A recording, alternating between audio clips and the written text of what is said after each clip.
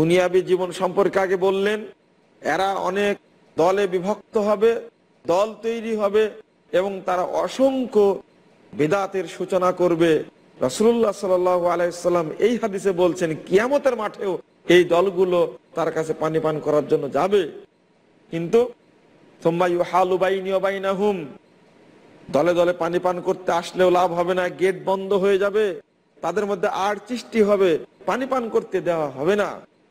রাসূল সাল্লাল্লাহু আলাইহি ওয়াসাল্লাম বলেন ইন্নাহুম মিন্নি, আরে এরা তো আমার উম্মত, আমি তাদের পানি পান করাবো, তোমরা গেট খুলে দাও, ওয়াল ছেড়ে দাও। তাকে বলা হবে ইন্নাকা লা তাদরি মা আহদাসু বাদাক, হে মুহাম্মদ সাল্লাল্লাহু আলাইহি ওয়াসাল্লাম, আপনি জানেন না আপনার মৃত্যুর পরে এরা কত ভুয়া আমল তৈরি করেছে। তাহলে এক শ্রেণীর ইসলামের নামে তৈরি হওয়া ভুয়া দলগুলোই মূলত বেদাতকে সৃষ্টি করবে, এটা প্রমাণ পাওয়া গেল। তিনি বলছেন ফেরেশতারা যখন আমাকে বলবেন যে আপনি জানেন না আপনার মৃত্যুর পরে এটা কত ভুয়া আমল করেছে, আমি বলবো তখন সুহকান সুহকান লিমান গায়্যারা বাদি, দূর হও দূর হও, ধ্বংস হও ধ্বংস হও, যারা আমার মৃত্যুর পরে অসংখ্য শরীয়তের নামে ভুয়া আমল তৈরি করেছে, তারা ধ্বংস হও, তারা অভিশপ্ত হোক। নবী মুহাম্মদ সাল্লাল্লাহু আলাইহি সাল্লাম এদেরকে পানি পান করাবেন না, এরা শাফাত পাবে না, এরা রাসূলের সুপারিশ পাবে না, এরা বিতাড়িত হবে, এরা অভিশপ্ত হবে। আমি আজকে স্মরণ করি না, দেখুন দুনিয়াবী জীবনে যে সমস্ত ইসলামের নামে ভুয়া দলগুলো তৈরি হবে, এই দলগুলো রাসূলের কাছে পানি পান করতে যাবে, ইন্না লিল্লাহি ওয়া ইন্না ইলাইহি রাজিউন, আল্লাহর নবী তাদেরকে পানি পান করাবেন না। তাহলে আপনি কার সাথে সম্পৃক্ত, আপনি কার সঙ্গে আছেন? চলুন আরেকটি হাদিস আপনার কাছে উপহার দেই। সহিহ বুখারী খুলুন, 1049 পৃষ্ঠায় নবী মুহাম্মদ সাল্লাল্লাহু আলাইহি সাল্লাম বলছেন, কওমুন ইস্তান্নুনা বিগাইরি সুন্নতি ওয়া ইয়াহতাদুনা বিগাইরি হাদিয়াতি। এক শ্রেণীর লোক বের হবে, তারা সুন্নাত আমল করবে, মনে হবে সুন্নাত আমল করছে, কিন্তু এই সুন্নাত আমার সুন্নাত নয়, মনে হবে আমার আদর্শ মেনে চলছে, কিন্তু এই আদর্শ আমার আদর্শ নয়।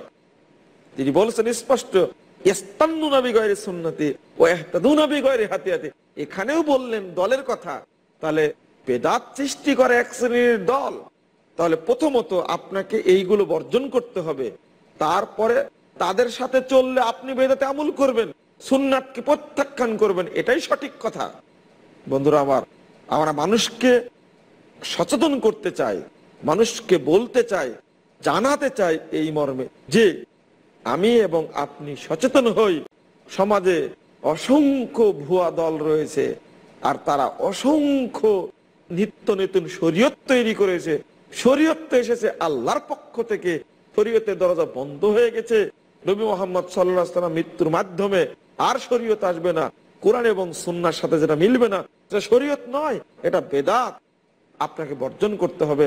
আসুন আমরা আপ্রাণ চেষ্টা করি বেদাতকে বুঝার, বেদাত থেকে সচেতন থাকার, এবং যে সমস্ত কর্মকাণ্ড চালু আছে সুন্নাতকে মূল্যায়ন করার স্বার্থে সেগুলোকে আমরা প্রত্যাখ্যান করি, গণ সচেতনতা তৈরি করি, মানুষের কাছে এই বেদাতের ব্যাপারে দাওয়াতি কাজ করি যে এইগুলো বেদাত, এটা সুন্নাত, এটা ধরুন, এটা হলো সহিহ হাদিস, এটা ধরুন, এটা হলো জয়ীফ হাদিস বাদ দিন, এটা জাল হাদিস বাদ দিন, এটা বেদাত প্রত্যাখ্যান করুন। মানে উপস্থিতি, আসুন আমরা যথাযথভাবে মূল্যায়ন করার চেষ্টা করি। আল্লাহ আমাদের তৌফিক দান করুন, আমিন। আগামী পর্ব শোনার জন্য আমন্ত্রণ জানিয়ে আজকের মতো বিদায় নিচ্ছি এবং সকলকে আন্তরিক ধন্যবাদ জানাচ্ছি। আকুলু কওলি হাদা আস্তাগফিরুল্লাহ লি ওয়া লাকুম ওয়া লিসাইরিল মুসলিমিন। আসসালামু আলাইকুম ওয়া রাহমাতুল্লাহি ওয়া বারাকাতুহু।